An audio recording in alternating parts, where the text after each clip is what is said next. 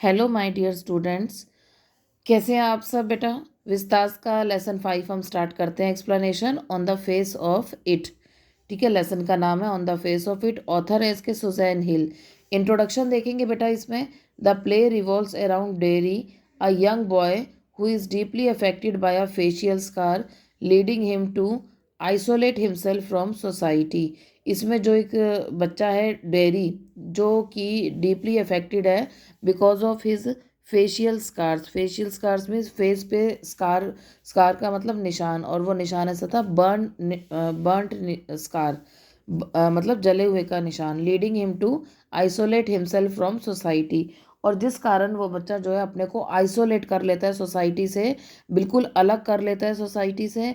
उसको ऐसा लगता है मुझे कोई देखे नहीं और मैं लोगों से छुपूं।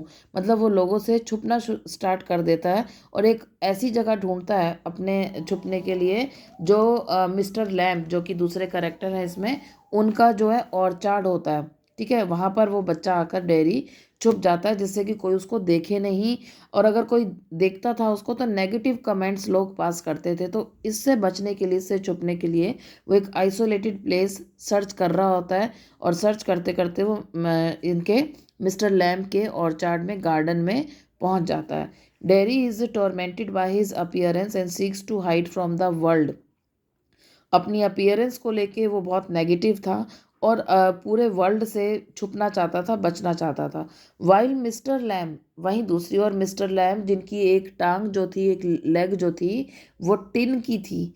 ओके, बिकॉज वॉर में उनकी एक लेग जो थी वो डैमेज हो गई थी और उन्होंने टिन की लेग लगवाई थी। वो भी फिजिकली डिस्पेयर थे, फिजिकली हैंडीकैप थे। So despite his on physical limitations offers positive and accepting perspective.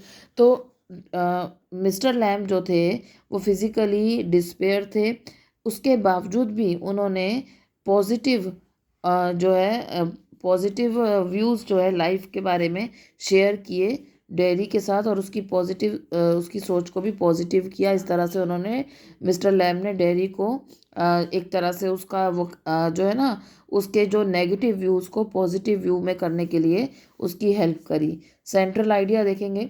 The central idea revolves around how societal pressures, personal insecurities can lead to isolation, and how genuine connection and acceptance can help overcome these challenges।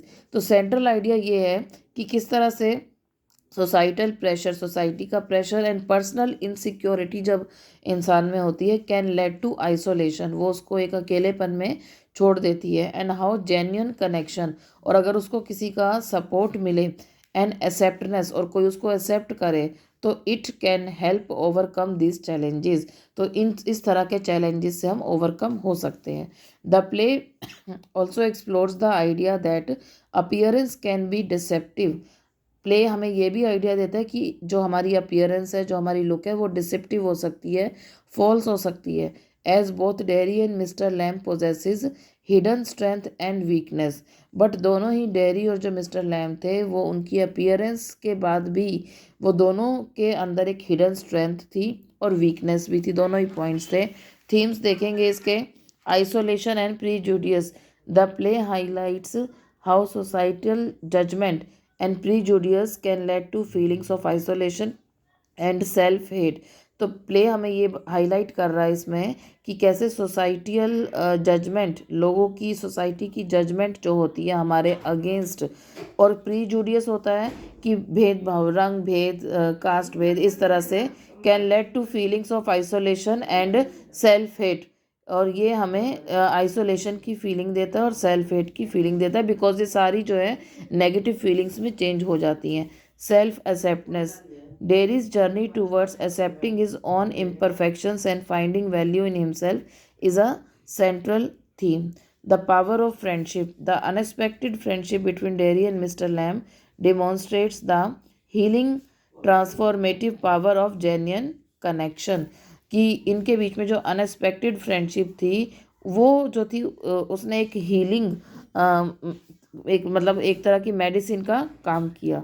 Empathy and understanding. The play encourages readers to see beyond surface level differences and to develop empathy for others regardless of their circumstances. तो play encourage कर रहा है readers को कि हमें दूसरों के circumstances को नहीं देखना चाहिए, बट उनको उनके साथ एम्पैथी सिंपैथी शो करनी चाहिए रिगार्डलेस ऑफ देयर सर्कमस्टांसिस। और उनका हमें लेवल जो है वो लेवल का डिफरेंस नहीं होना चाहिए, ये किस लेवल का है या ये किस उससे बिलोंग करता है। ठीक है, नेक्स्ट वीडियो के लिए बेटा आप ये जब तक आप ये पॉइंट्स नोट डाउन करिए और इसके मेन मेन पॉइंट्स जो है ज़रूर देखिए, जिससे कि आंसर डेवलप करने में इजी रहेगा आपको। नेक्स्ट वीडियो में नेक्स्ट लेसन एक्सप्लेन करेंगे। Till then bye.